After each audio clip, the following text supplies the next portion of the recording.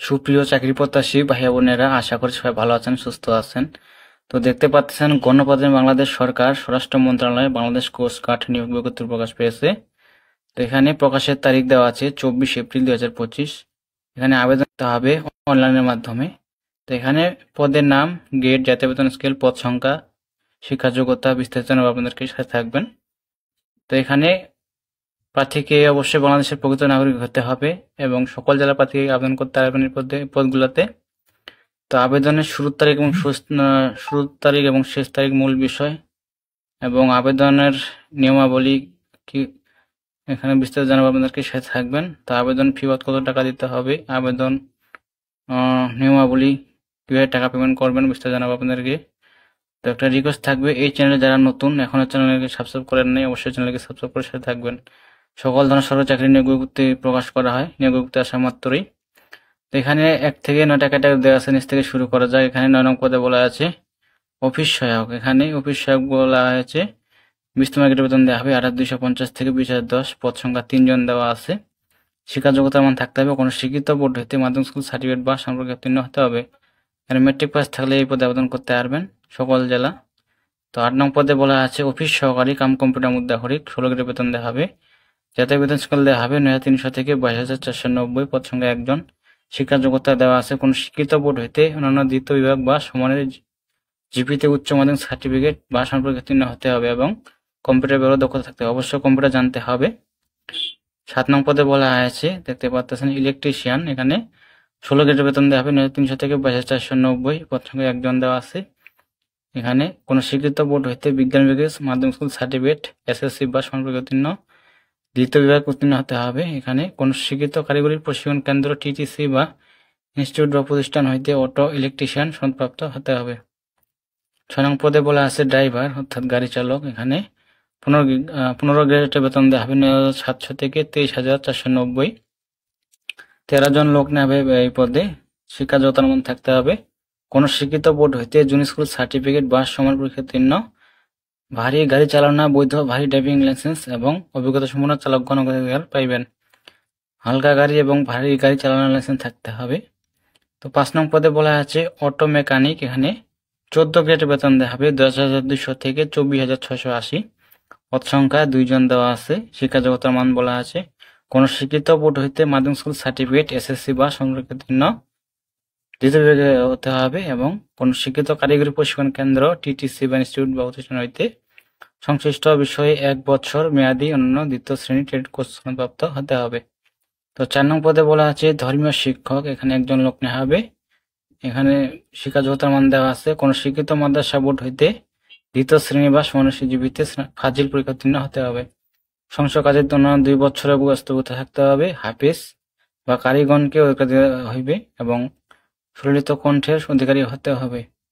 3 নং পদে বলা আছে ইউডিএ কম্পিউটার অপারেটর। 3 জন লোক নেওয়া পদে। শিক্ষা যোগ্যতার মান থাকতে হবে কোনো শিক্ষিত বিশ্ববিদ্যালয় হইতে যে কোনো বিভাগে অন্যান্য দ্বিতীয় শ্রেণীর স্নাতক ডিগ্রি এবং কম্পিউটার মানসম্পন্ন জ্ঞান থাকতে হবে। তো অবশ্যই কম্পিউটার চালানোর জ্ঞান সম্পন্ন থাকতে হবে। 2 নং পদে বলা আছে 60 মুদ্রাক্ষরিক কাম কম্পিউটার অপারেটর। এখানে 14 গ্রেড বেতন দেওয়া হবে 2,200 থেকে 10,200 থেকে 24,680। পদ সংখ্যা 2 জন দেওয়া আছে। শিক্ষা যোগ্যতা মান থাকতে হবে কোনো শিক্ষিত বিশ্ববিদ্যালয় হইতে অন্যান্য দ্বিতীয় শ্রেণী বা সমানের সিজিপিতে স্নাতক বা সমান ডিগ্রি এবং কম্পিউটার দক্ষতা থাকতে হবে। 1 নং পদে বলা আছে 60 লিপিকার কাম কম্পিউটার অপারেটর। 13 গ্রেডের বেতন দেওয়া হবে 11,000 থেকে 26,590। পদ সংখ্যা 1 জন দেওয়া আছে। শিক্ষা যোগ্যতা থাকতে হবে কোনো শিক্ষিত বিশ্ববিদ্যালয় হইতে অন্যান্য দ্বিতীয় শ্রেণী বা সমানের সিজিপিতে স্নাতক বা সমান ডিগ্রি এবং কম্পিউটার ব্যবহার দক্ষতা থাকতে হবে। তো এখানে পদগুলা বিষয়ে আলোচনা করলাম। পদের নাম, পদ সংখ্যা, শিক্ষা যোগ্যতা, জাতীয় বেতন স্কেল। তো এখানে দেখতে পাচ্ছেন 1/4/2025 খ্রিস্টাব্দ তারিখে প্রার্থীর বয়স সীমা 18 থেকে 32 বছর হতে হবে। 1, 2 এবং 8 উল্লেখিত পদের বিভাগীয় প্রার্থীদের ক্ষেত্রে বয়স সীমা 40 বছর পর্যন্ত শিথিলযোগ্য। তো এখানে দেওয়া আছে মৌখিক পরীক্ষার সময় নিম্নোক্ত কাগজ সনদপত্রের মূল কপি সঙ্গে আনতে হবে, যে দেওয়া আছে কি কি কাগজপত্র লাগবে এখানে দেওয়া আছে। শিক্ষা যোগ্যতার সমগ্রত সকল প্রকার মূল সাময়িক সনদপত্র, অভিজ্ঞতা সনদ যদি থাকে এর কপি, নবম গ্রেডের গেজেটের কর্মকর্তা প্রত্যেক চারিত্রিক সনদপত্র, ইউনিয়ন পরিষদ চেয়ারম্যান, পৌরসভা, সিটি কর্পোরেশনের কৃতজ্ঞ সনদ, নাগরিকত্ব সনদ, জাতীয় পরিচয়পত্র, জন্ম নিবন্ধন সনদ। এখানে দেখে নেবেন আপনারা।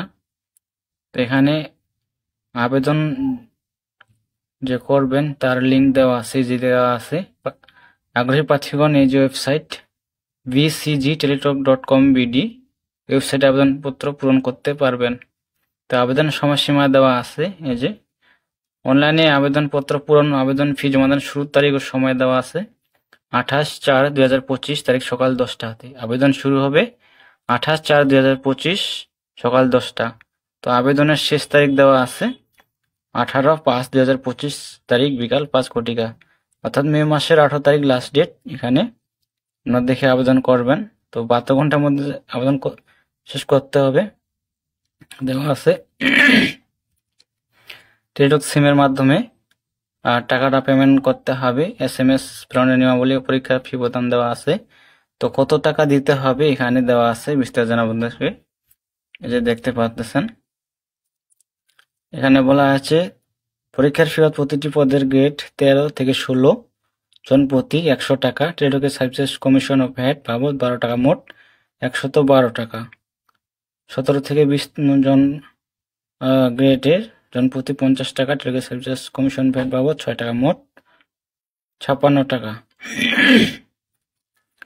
তো এখানে এই যে দেওয়া আছে প্রসেসগুলো, কিভাবে আপনারা টেলিটক সিমের মাধ্যমে টাকা পেমেন্ট করবেন, এই যে এক্সাম্পল দেওয়া আছে। এভাবে টাকাগুলা টেলিটক সিমের মাধ্যমে দিতে পারবেন। তো কারোর যদি কোনো প্রশ্ন থাকে অবশ্যই কমেন্টে জানাবেন, রিপ্লাই দেওয়ার চেষ্টা করব। তো যারা চাকরি করার ইচ্ছুক, সরকারি চাকরি, তো নিয়োগ বিজ্ঞপ্তি আসা মাত্রই আপলোড করা হয়। তো যারা নিয়োগ বিজ্ঞপ্তি পেতে চান অবশ্যই চ্যানেলকে সাবস্ক্রাইব করে সাথে থাকবেন। তো দেখা হবে নতুন কোনো সার্কুলার নিয়ে। সবাই ভালো থাকবেন, সুস্থ থাকবেন। যারা এখনো চ্যানেলকে সাবস্ক্রাইব করেন নাই অবশ্যই চ্যানেলকে সাবস্ক্রাইব করে সাথে থাকবেন। ভালো থাকবেন, সুস্থ থাকবেন। ধন্যবাদ সকলকে।